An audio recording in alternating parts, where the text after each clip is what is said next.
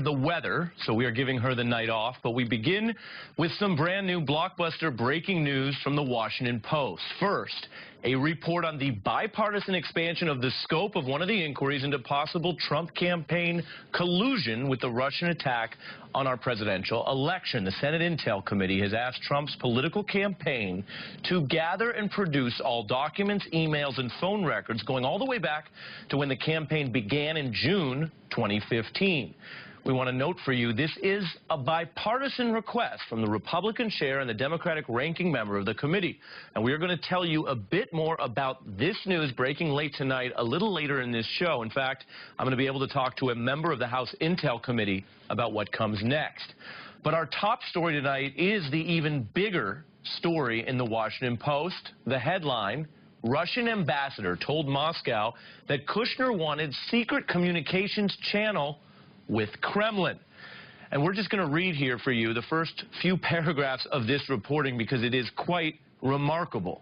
Jared Kushner and Russia's ambassador to Washington discussed the possibility of setting up a secret and secure communications channel between Trump's transition team and the Kremlin, using Russian diplomatic facilities in an apparent move to shield their pre-inauguration discussions from monitoring. Reading from the Post, Ambassador Sergei Kislyak reported to his superiors in Moscow that Kushner made the proposal during a meeting on December 1st or 2nd at Trump Tower, according to intercepts of Russian communications reviewed by U.S. officials. This meeting also attended by Michael Flynn, Trump's first national security advisor.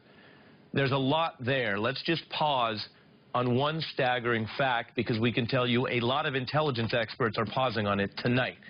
Kushner wanted a secret channel to this one particular country, Russia, and he wanted to rely on the Russians to provide the building and the mechanism for that secret plan. For a businessman, he ought to know that would give the Russians a lot of leverage. They'd control the communications and any recordings made. But with great rewards come great risks, which is truly the kicker of this bizarre story out tonight. Quote, Kislyak reportedly was taken aback by the suggestion of allowing an American to use Russian communications gear at its embassy or consulate, a proposal that would have carried security risks for Moscow as well as the Trump team. There is thinking outside the box, and then there's thinking outside planet Earth, which may explain the next piece of this story, which, if you want a spoiler, is also not exactly good news for Jared Kushner. Quote, people familiar with the matter say the FBI now considers that encounter, as well as another meeting that Kushner had with a Russian banker, to be of investigative interest. Investigative interest. We will dig into what that means in a moment. We have one of the authors of this piece, reporter Adam Entis, here tonight. But there's also some context for this new development. 9 days before the inauguration, the Post also reported on a strange meeting that took place in the Seychelles, these remote islands in the Indian Ocean. Eric Prince, who you may recall is the founder of Blackwater, allegedly was presenting himself as an unofficial envoy for President-elect Trump, and he was there to meet with a Russian close to Putin. That meeting, arranged by the United Arab Emirates, and the purpose was reportedly to establish, yes, a back-channel line of communication between Trump and the Kremlin. Now, to be clear, no one has confirmed if that alleged back channel was ever formally and actually established. But the next clue came from Reuters. This was last week. You may remember a report that the Trump campaign had at least 18 undisclosed contacts with Russians during the last 7 months of the presidential race. 6 of those previously undisclosed contacts were phone calls between this Russian ambassador you keep hearing about, Kislyak, and several Trump advisors, including Mike Flynn. Reading from that report, quote, conversations between Flynn and Kislyak accelerated after the November 8th vote as the two discussed establishing a back channel for communications between Trump and Russian President Vladimir Putin that could bypass the U.S. national security bureaucracy, which both sides considered hostile to improved relations. So throughout the final months of this campaign and then during this pivotal presidential transition, you have these repeated contacts between Trump campaign officials, Trump transition officials, and Russians, with one goal being to arrange some kind of back-channel communication with Moscow, as if the biggest priority at the time was simply being able to talk without career U.S. security officials being able to hear anything. And as Rachel was reporting last night, there is also this new information that Jared Kushner is under scrutiny by the FBI and the Russia inquiry, including his meetings with the Russian ambassador and the head of a Russian bank. Kushner was, of course, at the time a top advisor to the president-elect. Now, it's not immediately obvious why those meetings in particular would be of such interest to investigators compared to, say, all these other contacts that were taking place earlier and during the campaign. But each of these stories is telling us something. And if you put it together with these new disclosures tonight, think about it. Mike Flynn, the guy who has been having these repeated contacts with the Russian ambassador, trying to set up a back-channel line of communication. And you have Jared Kushner, the president-elect's top advisor and family member, together in this meeting with the Russian ambassador at Trump Tower, suggesting to him that they take someone from the Trump team to secure communications facilities inside the Russian embassy for these secret discussions, which are all designed, according to these reports, with one goal, and it can only be described as a weird goal: to avoid American government ears. This is a proposal that is so bizarre, and some say brazen, that the Russian ambassador himself was taken aback. Now, we don't know if this secret communications plan using Russian diplomatic facilities was actually put into place. And we always want to remind you, Jared Kushner not currently reported to be the subject or the target of a criminal inquiry. He could be the focus of this inquiry because of what he knows, not anything he did. But the questions obviously piling up as these investigations accelerate. Why did the Trump campaign and the transition go to such lengths to try to get into secret conversations with Russia? What was it they so clearly wanted to talk about with the Kremlin that they were proactively insisting they wanted a way to get other American officials not to find out about it, and that they were willing to go to a Russian communications facility to discuss it? Now, Jared Kushner, to be fair in all this, is a diplomatic and political novice. Maybe it was a ham-handed attempt at some kind of special diplomacy that he thought would work, something ignorant, but no kind of criminal plot. But then again, you have Mike Flynn, the three-star general, who literally ran an intelligence agency for the Pentagon. He surely knows better. And he reportedly was working on this back channel for quite a while before he even got into the room that December with Kislyak and Kushner. We know one thing tonight. We know this is all weird, to say the least. Now, was it weird but uniform? Did it stretch across all of the Trump transition's ham-handed approaches? For example, do we have reports of a back channel to Brazil or to Canada? Or do we only at this hour have this report about a back channel to Russia? Because if so, it seems investigators are going to ask the obvious question: why Russia? A country known to have meddled in our election, known to be a geopolitical foe in so many ways to the United States. Why indeed? Joining us now is Adam Entis, the national security reporter for the Washington Post, who helped break this story. Thank you for joining on what I know is a busy night. Very good to be here. Thank you. You write in the Post that this was first alerted to your team in mid-December, a while ago now, through an anonymous letter. Without revealing, obviously, your sources and methods, what more can you tell us about that letter, and how unusual is that? Yeah, it was frankly, talking about weird. We got this letter December 12th, and so this is 10 days after this meeting. And the letter basically says that there was this meeting at Trump Tower December 1st or December 2nd between Kislyak, Flynn, and Jared Kushner. And then it described what was said in the meeting, that Kushner wanted to have a secret back channel, the letter didn't mention anything about using a Russian facility or anything like that. And then the letter said that they wanted to, they also discussed having a secret meeting in a third country. But the letter says that Flynn was deemed too high profile to do the trip. So just so you know what happened inside the Washington Post is that our editors, we had no reason to believe that this letter was authentic. We were not able to contact the writer of this letter, so it just basically sat on our desks as we went about our reporting. It wasn't until March the New Yorker magazine reported this meeting, said that Kushner met with Kislyak in December in Trump Tower. The next day, the New York Times reported that Flynn had taken part in that meeting. I called the White House and asked them, without telling them about our letter that we had, what was the date of the meeting, and they told me it was either December 1st or December 2nd, which matched the letter.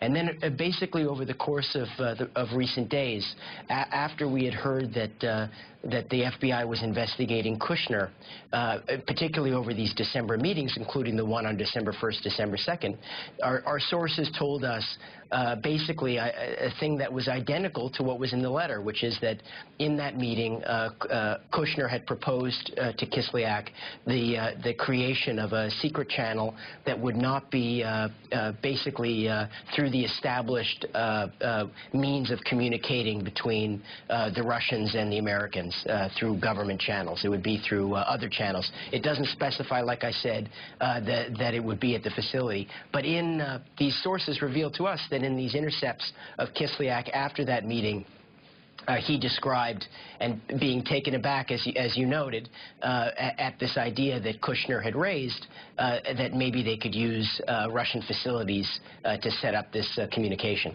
Was the letter handwritten or printed, and where was it postmarked from? It was typed. I don't remember. I'm pretty sure it was a D.C. Postmark, but I'd have to double-check the envelope. So just to understand, I mean, I really appreciate your breakdown of the meticulous reporting you've done. Are you basically saying that what you got originally was a kind of an unsourced item that you didn't attach a ton of credibility to, and over the coming months, all these other pieces fell into place that made you think this letter was actually predominantly true? Yes, I mean, basically, frankly, as we were doing the reporting, and you mentioned the Seychelles story, the reason we figured out the Seychelles meeting was in part because of that line in the letter that I was trying to figure out. Was there a meeting in a third country? Now, we all heard the story about the Prague so-called Prague meeting that took place, which was a lot earlier. And this letter referred to a meeting that they were discussing, holding a meeting. This is a meeting taking place December 1st, December 2nd, in which they discussed wanting to have a meeting in the future before the inauguration in a third country. So that's what led me to pursuing this notion that there might be a meeting that took place. And again, the letter specifically says Flynn was too high profile to take this meeting, so we figured it wasn't Flynn, but we weren't sure. So anyways, that led to the Eric Prince story. And so, yeah, in fact, when I now read that letter, and as I have been over the course of recent months, I realize how prescient it was. Like I said, we never figured out who wrote the letter, and I'm going to withhold some details to try to protect that person. Sure. But I do think that letter basically spelled all this out, and what our sources told us is that there was signals intelligence separately, which was slightly different because it included, obviously, Kislyak being taken aback by this suggestion and the idea that Kushner wanted for some reason that doesn't really add up to me, wanted to use Russian facilities. Right. I think, Adam, I think that's such an important point to pause on. This, according to the reactions to your story already, and our sources suggest this was a failure of the American standard of national security diplomacy, but also a failure of the Russian standard in their reaction. I want to ask you the basic question: has any of your reporting uncovered an attempt to backchannel any other country than Russia? Well, I mean, there has been obviously some meetings that took place. The Crown Prince of Abu Dhabi effectively snuck into New York around the mid-December 2016, about shortly after about 10 days after this meeting with Kislyak, and that was also very much under the radar, wasn't announced. In fact, the U.S. officials only found out about the Crown Prince of Abu Dhabi coming to New York because his name appeared on the flight manifest in Abu Dhabi before his plane took off. And so, first, I don't know, again, I don't really quite understand the reason for the secrecy here with some of these engagements. Now, later, keep in mind, the Crown Prince of Abu Dhabi is the host for that meeting in the Seychelles that Eric Prince attends.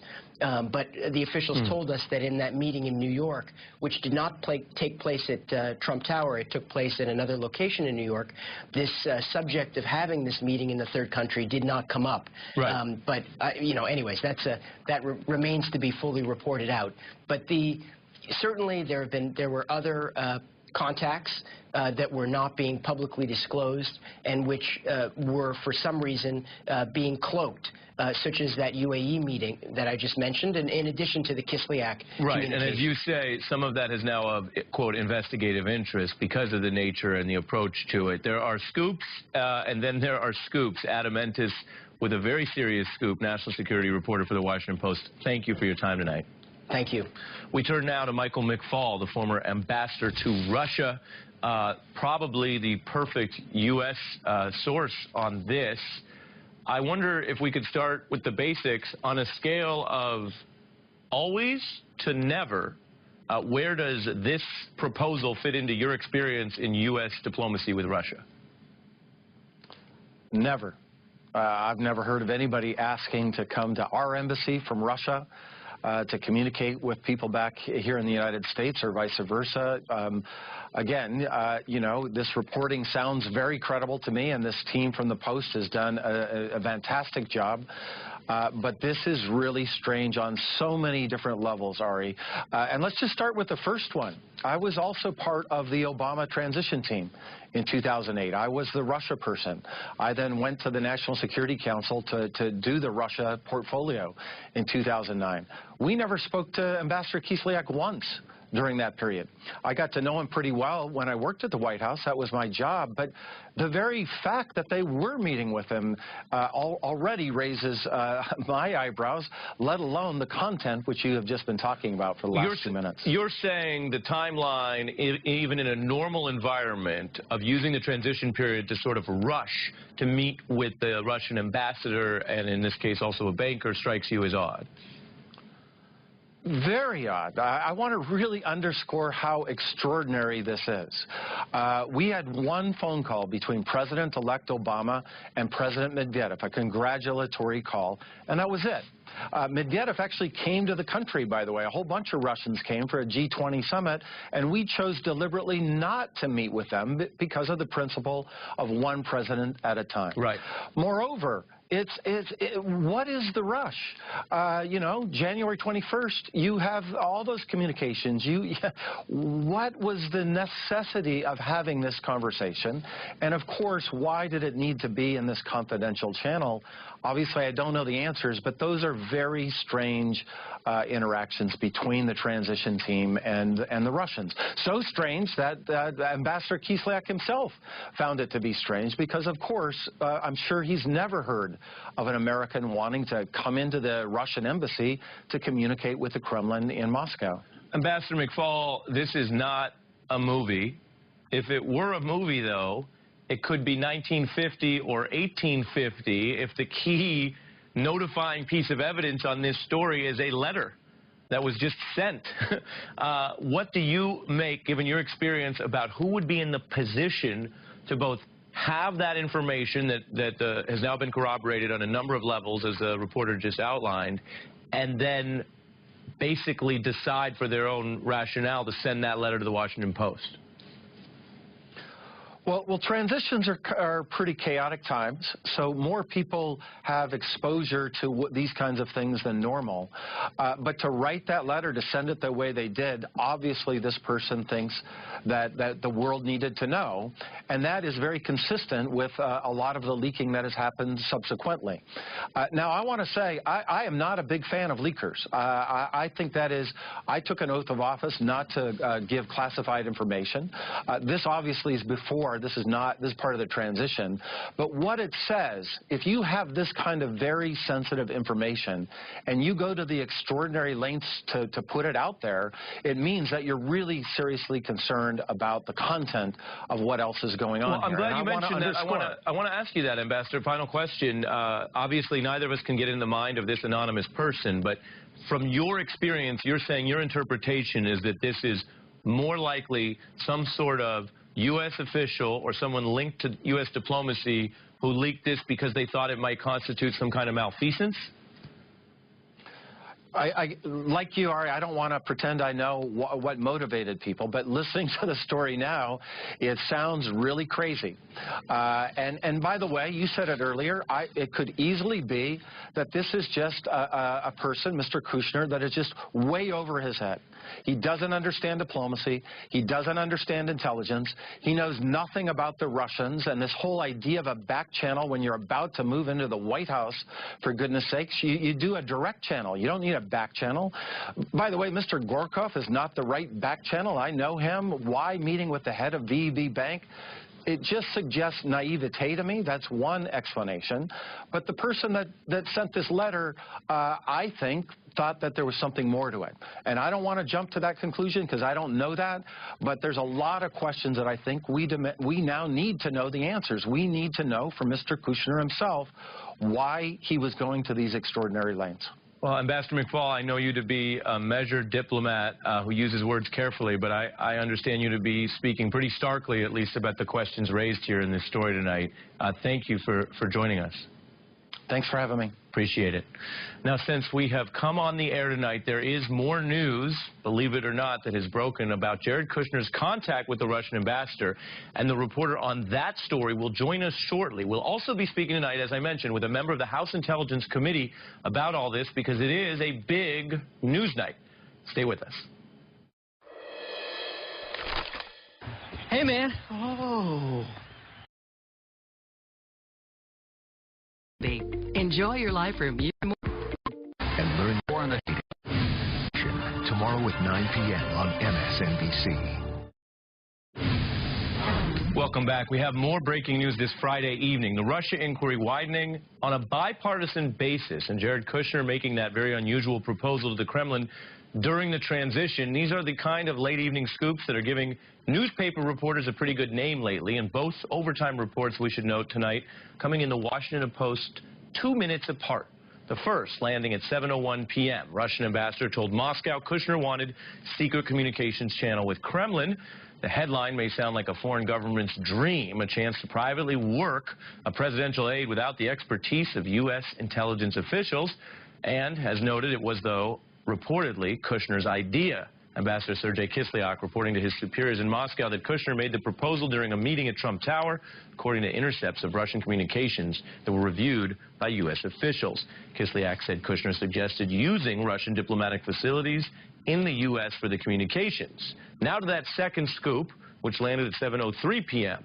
The Senate Intelligence Committee has asked President Trump's political organization to gather and produce all Russia-related documents, emails, and phone records going back to his campaign's launch in June 2015, according to two people briefed on the request.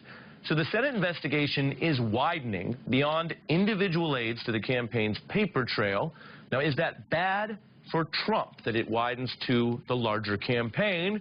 And if you want to look at the politics that interplay with the oversight, why are Senate Republicans taking this position, and why now? Joining us is Congressman Jim Himes, a member of the House Intelligence Committee. Thank you for joining tonight. First of all, I want to give you the opportunity to react to any of the breaking stories tonight. Well, Ari, like everybody else, I read the Washington Post story about an hour ago, you know, it purports to be based, amongst other things, on some, I guess they said, signals, intercept, signal intelligence. Obviously, I can't confirm or deny anything related to that. That raises whole other issues around the fairly persistent leaks that we're getting, if in fact those exist. But if I take a big step back here, look, I can, you know, let's remember where we are here. Number one, there is nothing inherently illegal with people speaking, or even inappropriate with people speaking to Russians. If that was all this were, this whole thing were, that's not illegal. It's not necessarily inappropriate. However, it is odd that this administration and the campaign had a long record, multiple news stories, multiple moments where there was obfuscation or a failure to report contacts, which may or may not be important. Okay, so that raises your sort of curiosity. And then again, I don't know about the story, and I certainly can't comment on its veracity. Well, Congressman, let me jump in.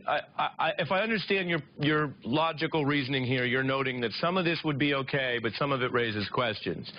Without asking you to confirm or deny the elements of the Washington Post story, because I understand the position you're in on the Intelligence Committee, let me ask you at a policy level, is there anything inappropriate about U.S. officials trying to apparently route around and hide conversations with any adversary from the men and women who are trained on, and deputized to do that work in our National Security Council and State Department?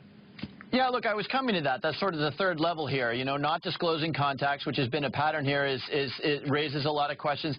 And then if there's anything to this story, look, if it's true that somebody did ask for some kind of private line, some kind of mode of communication that was secure, that was unusual, boy, does that raise a whole bunch of questions. And again, it's not dispositive. It doesn't mean that somebody obviously broke the law or acted inappropriately. It's just really weird. And it emphasizes the need for the three investigations that are underway, Senate, House, and FBI. So while the White House and the President are saying this is a big hoax and there's nothing there, there is enough here with some very serious questions.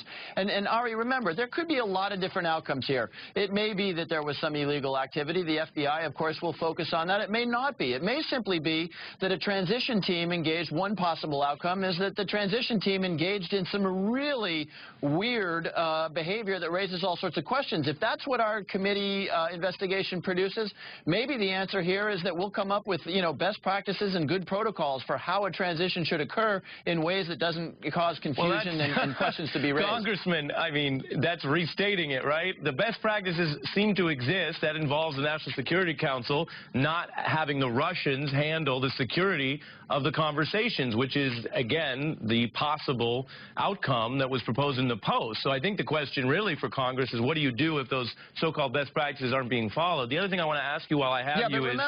Remember that purported contact took place prior to this administration, apparently prior to this administration taking office. So you're in this weird world where you're in a transition, and you've got people who are not practiced and perhaps not schooled in how we ordinarily do these things. Yeah, point taken. Final question to you on these investigations, the Senate now going to the wider Trump campaign. What is your view of that, and how wide is your inquiry going to go? Should it involve the whole Trump campaign? Well, of course it should. I mean, I'm sort of surprised that this is a story. The question is, there's a couple of questions before the investigation. One is, what was the nature of the Russian hack? You know, how did it happen, and how did we respond? You know, question number two, and you know, Director Comey framed this when he acknowledged the investigation, which is, was there any coordination or any links? That obviously means that anybody that was associated with the campaign, who did work with the campaign, is of interest to these investigations, and we're going to need to, you know, investigate to see whether there was any sort of inappropriate contact here. So it doesn't surprise me that the Senate or that the House would be looking at, you know, any unusual and by the way, contacts with the Russians in a campaign are unusual in and of themselves, not necessarily wrong, not necessarily illegal, but they certainly raise questions, and we're gonna look at all of them. Congressman Jim Himes, thank you for joining us tonight. I appreciate it. Thanks, Ari. As mentioned, the reporter who broke another distinct non-Washington Post story tonight is currently racing to his studio. The Rachel Maddow team has gotten a hold of him, and he's going to join us in a moment. Stay with us. Just like we practiced. Okay, we can get started.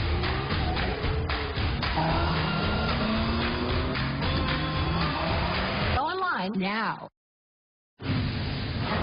Welcome back. I'm Ari Melber in for Rachel Maddow, and we have another bombshell for you tonight. This one breaking over the wires from Reuters.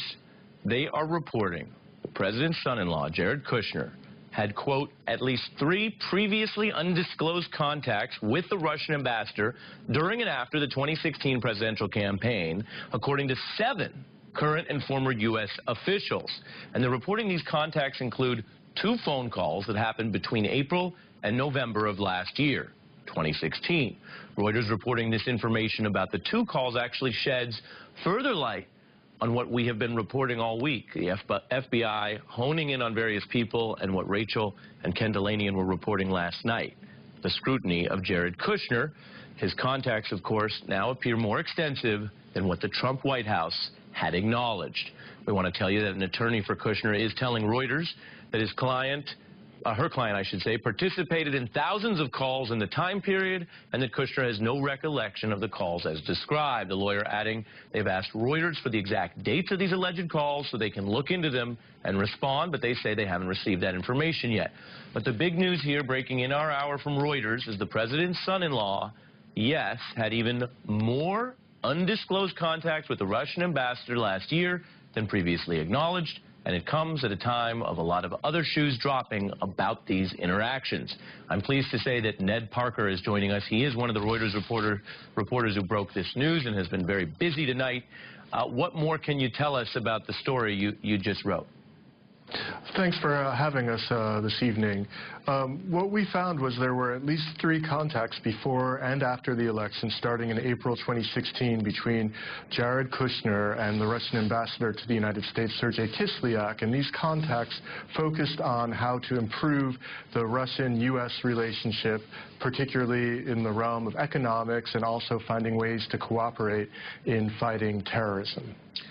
Your organization, Reuters, was, as I was mentioning in our reporting earlier tonight, really the first news organization to nail down that there was this discussion about a potential back channel. And now, as you well know, other reporting has added some details to that.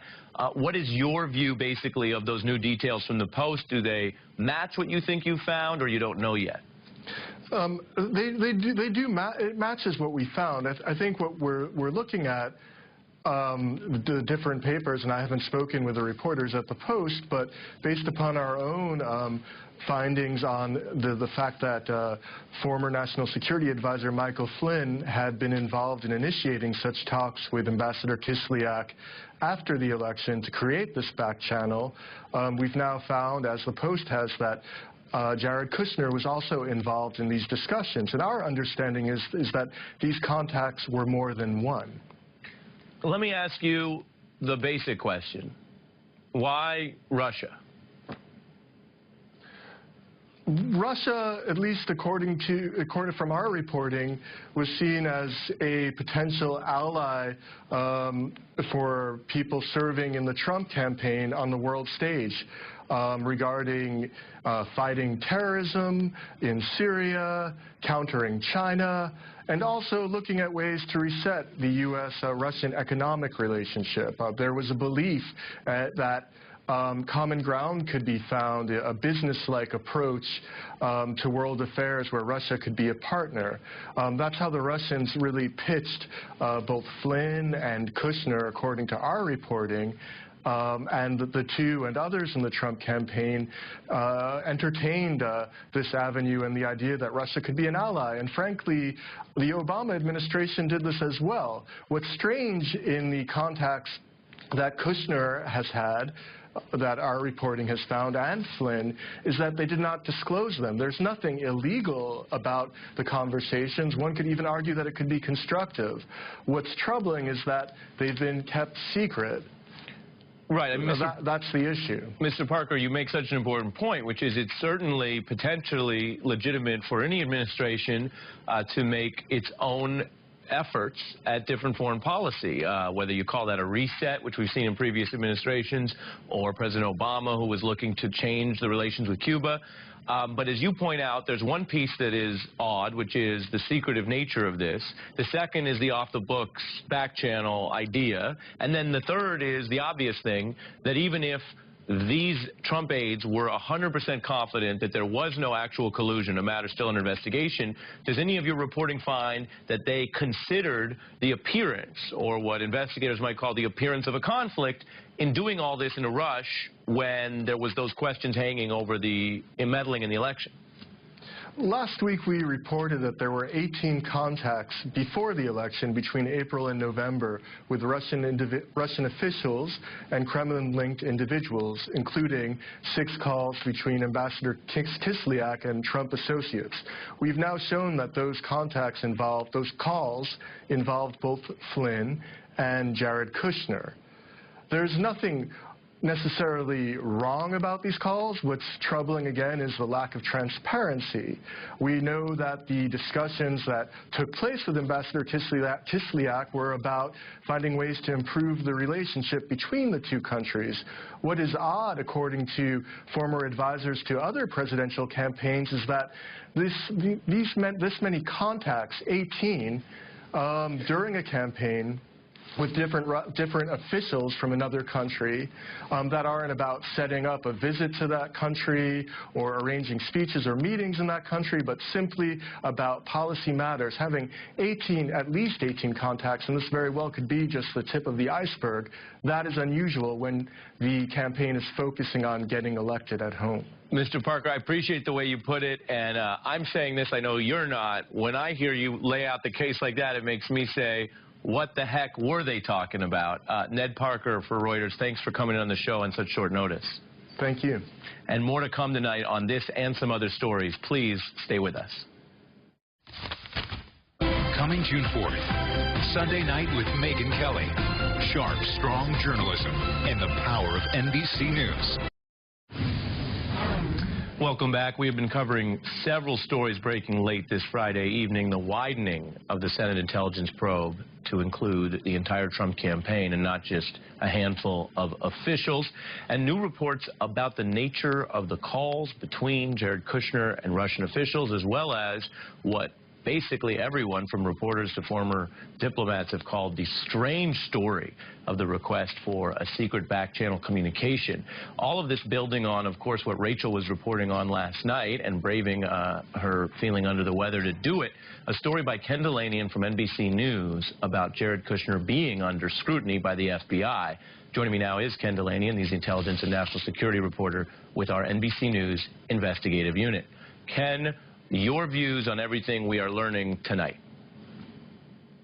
Well, Ari, I guess now we know a little bit more about why Jared Kushner is under FBI scrutiny, right? I mean, I've been speaking to intelligence officials tonight, current and former, who are flabbergasted by this story and are really calling it a game changer, this Washington Post story, because this is the first time we've seen what looks like an active effort to conceal Russian contacts. This isn't just about forgetting about disclosing contacts on a security clearance form. If true, if this report is true, the allegation is that there was an active effort by Mr. Kushner to avoid detection by the U.S. intelligence community. And one other thing that people are remarking on about this story is that whoever leaked this story to the Washington Post was willing to disclose that the United States was monitoring the communications of the Russian ambassador back to Moscow. That's really unusual, and it's a damaging leak. There's no doubt about it, because that ability to intercept those communications will go away now. The Russians know it exists. But whoever leaked it was so disturbed by the conduct that they were willing to allow that interception ability to go away, Ari. So you're saying something different than what some of our guests have focused on thus far, that number one, intelligence sources are telling you the nature of the allegations in the Post report is a game changer regarding Kushner, and number two, the actual sources and methods, which we hear about, I think, from administrations in both parties, and what is at risk with too much leaking, that the sources and methods here showing that line back to the Kremlin, which is part of what makes this such a hot, interesting story, you're saying is now really endangered by the decision to write the letter. So can you shed any light on who would have done it and why? Well, you know, we've seen a pattern of incredible and unusual leaks in this administration that we haven't seen before. I mean, when you talk about transcripts of conversations or notes of conversations in the Oval Office, about conversations President Trump had with, for example, the Russian foreign minister in the case of that incident where he's accused of leaking classified information by talking too much about an ISIS operation. Or even, you know, think of a month or so ago where his angry phone call with the Australian Prime Minister was leaked. I mean, these are incredible. And people, so these are people very close to the center of power who are disclosing these conversations, some of them classified, to the news media. And it speaks to, you know, we're talking to some people, you know, close to the situation. We're very disturbed by what they're seeing from Donald Trump. Right. So briefly, the president has said there are more leaks and it's bad and it's against him. You're saying there are more leaks, but it's a direct response to how he and his aides are conducting themselves? Absolutely. He calls it the deep state, and some of these people think of themselves as patriotic Americans who are simply disturbed by what they're seeing. Now, in this case, there will be damage. And, you know, some of these other stories have been about signals intelligence, and they've disclosed, for example, that the U.S. intercepts communications among Russians. So that's not really a secret. That's not telling the Russians anything. Right. In this case, the Russians learn that we had their conversations with the ambassador back to Moscow. They might have assumed that in the past. Now they know it. And that's a damaging leak, but whoever leaked it obviously thought that it was more important to get the information out. And thought that, I should note, in December, when that Washington Post reporter recounted to us tonight that the letter first arrived. Thought that in December. Was that concerned then, arguably before some other concerning information has come out, including your reporting this week. Ken Delanian, thanks for staying up late with us. Good to be with you, Art. Thanks. I appreciate it. Appreciate his time. Now, still ahead, someone who helped actually prosecute Watergate. We're going to ask her what she makes of the drip, drip, drip and what it portends about these investigations. That's next. Mom, Dad, hi. Continuing tonight with the breaking news, which, according to intercepts of Russian communications, the Russian ambassador said Jared Kushner wanted to set up secret communications for a backdoor channel to the Kremlin. Now, in a minute, we're going to bring on a guest who we think can help shed a lot of light on how these inquiries actually play out in real time as the news reports continue to break. But first, we are going to go back in time to June 1974, the country in the throes of the Watergate investigation. The House Judiciary Committee had began its impeachment hearings led by Democrats and some Republicans in Nixon's own party. And much to the White House chagrin, that week a major new book was dropping, All the President's Men, cataloging reporting that had already shocked so much of the nation, as Woodward and Bernstein were, of course, following the money. A lot of things related to Watergate were coming out or about to come to a head, but President Nixon was not home.